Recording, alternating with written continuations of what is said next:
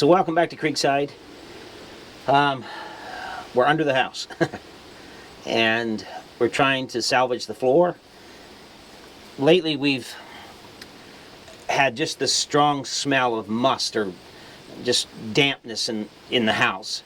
And so we've done so much trying to figure out where it's coming from, but we had a little bit of mold in some of the walls, just little small pockets of where the roof leaked before we got the steel on it. So we got that remedied, but we still found that the floors were totally damp and still a lot of moisture, and the humidity in the house was reading, 80, 90%. So we hooked up a dehumidifier and we've been pulling gallons of water out of the house. So then we started realizing that the smell seemed to be coming from the floor. Well, for those of you that have been with us on this journey, you know that we built this house, everything, the floor down in the winter, and so we had to deal with a lot of rain on the OSB and a lot of snow before we got the roof on. What we did for the floor to insulate it is we put, I'll show you, if you just pan up right there, you can see that foam, that silver bubble, it's like bubble wrap insulation. And what happened was, once we put that down and the flooring on top of it, all the water that came down into the house before we got the roof on soaked down and has been laying between the insulation, that foil wrap insulation, and the OSB board. That's what's causing the smell in the house. My concern is I don't want the floor to be all moldy and all rotted. Fingers crossed, so far we've been very lucky because there's been just enough sag in this insulation between the floor joists that it's kept the water just below from touching the OSB flooring boards. So we're going to cut some more of this open. I've already started cutting it, but as I cut, you'll see the water as it comes down and what we're trying to resolve. The way to fix it, I'm not sure yet, but we're going to cut each one open, and then I'm stapling it open so that the wind, the air, it can all dry up in there, and hopefully start getting rid of that musty smell in the house. I don't know what else we could have done, honestly, so I know everyone's got ideas, I'm sure, but the truth of it is we did what we had to do to get in the house. And part of that was we had no roof on for a long period of time because we were building the walls. If we had a crew to help build, that's one thing, but we didn't. We were building this alone. So it took a lot of time from the time we put the floor down to the time we got the walls up, the rafters on, and the roof on. Yes, we tried putting plastic over it. We tried putting tarps over it. We tried everything, but nothing really worked. We're going to cut it open and hopefully salvage the floor, because if we can't get this mustiness out of the flooring, we got to tear it all up and replace all of the floor, which is not going to be fun. So let's hope and pray we don't have to do that.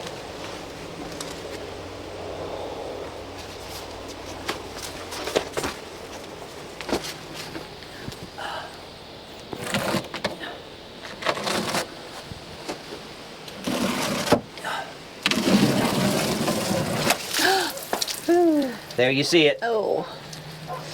Yep. So that's what we're up against.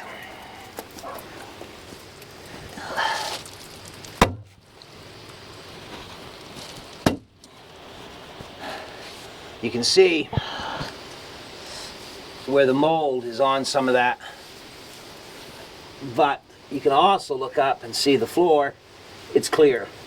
So I think, I fingers crossed and faith in the good Lord above, I hope and pray that once we get this cut out of here, it'll dry up and get rid of the smell.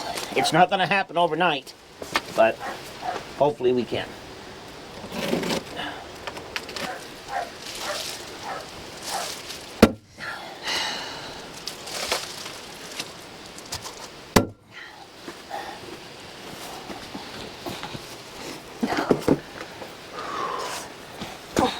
All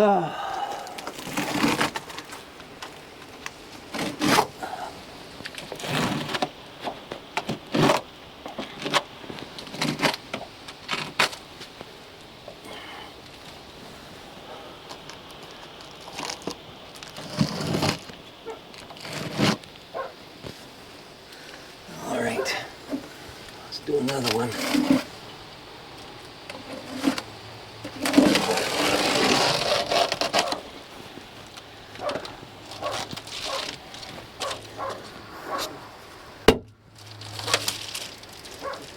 Luckily, that one's dry. That one's dry, yeah. Very dry. Every now and again. But yeah, you can see, look at the mold here on that one. It's not on the floor, though.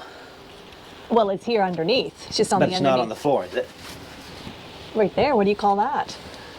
Oh, no, that's not mold. That's just spray paint. Oh, It scared me like that. okay. All right, let's try this one. Another dry one. Yeah, the bathroom, or our bedroom, that side of the house Was the seemed to have worst. gotten the worst water. Yeah.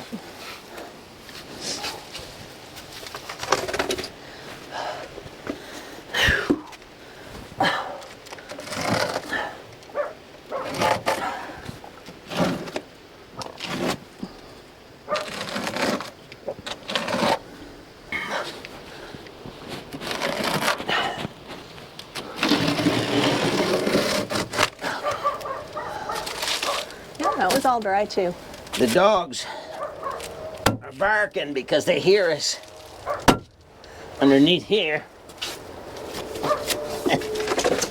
They don't know what's going on.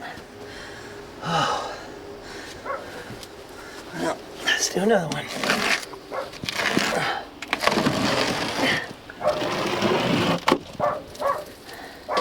There's that one. A little bit of water there, not much.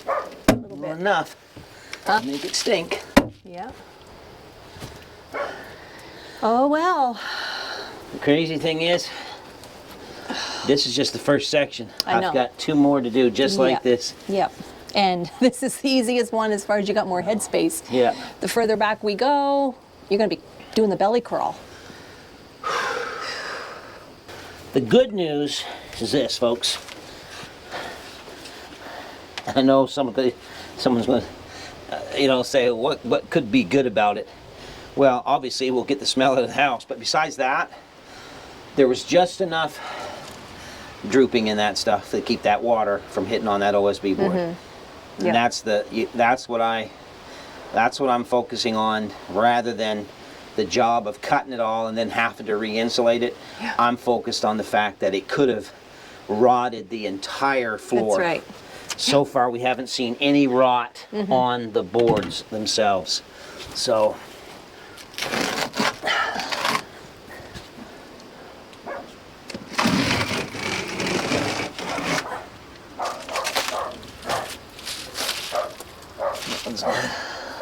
I think that this over there is the worst, Yeah. That far corner. because that's where we get most of the smell from.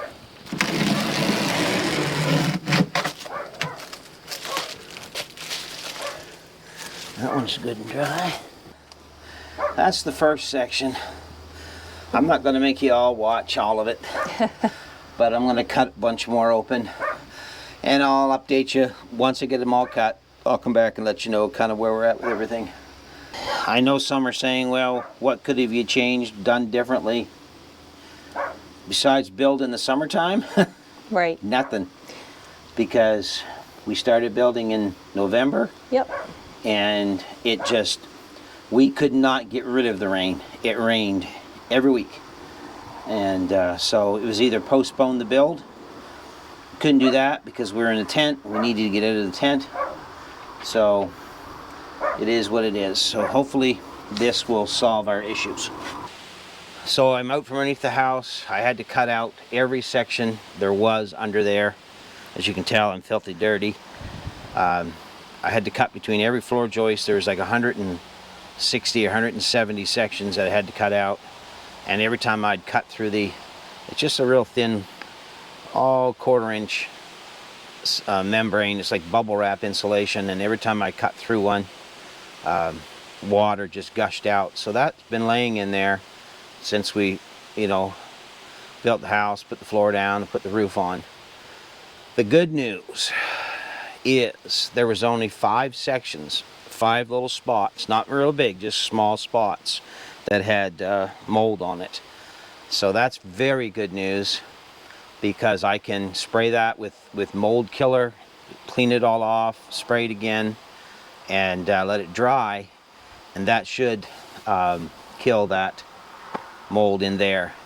So getting all that water out from underneath, like between the layer of insulation and that OSB board that we've been walking on in the house, getting that out of there will get rid of that moldy smell, because I know as soon as I started cutting into it and the water was coming out, it smelled just like the smell we've been smelling in the house.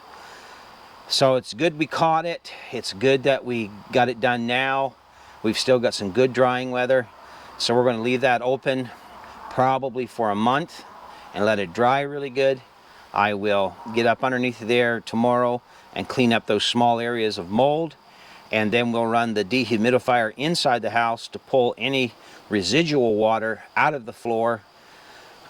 It's a lot of work, but I would rather be doing it now when it's good temperature than in the middle of the winter or when it's 95 to 100 degrees out. So we're going to close it off with that for now, and I'll get back under there tomorrow. Probably, if the weather's decent, I'll show you the little spots of mold, how we're going to clean it up. It's just one of these things. I wanted to show you that when you're homesteading and you're off-grid, not everything, not every day is peachy. There's a lot of surprises. There's a lot of stuff that you have to deal with. And I'm not going to sit around here and mope and be depressed and, hope that somehow it works itself out, because it's not. And so some of those things that you've got to tackle as a homesteader, you're just going to have to get up, you're going to have to get in gear, and you're going to have to solve it, because you can't ignore it. And so, as the saying goes, if it was easy, everybody would be doing it. Thanks for watching, and we'll see you back here at Creekside. Take care.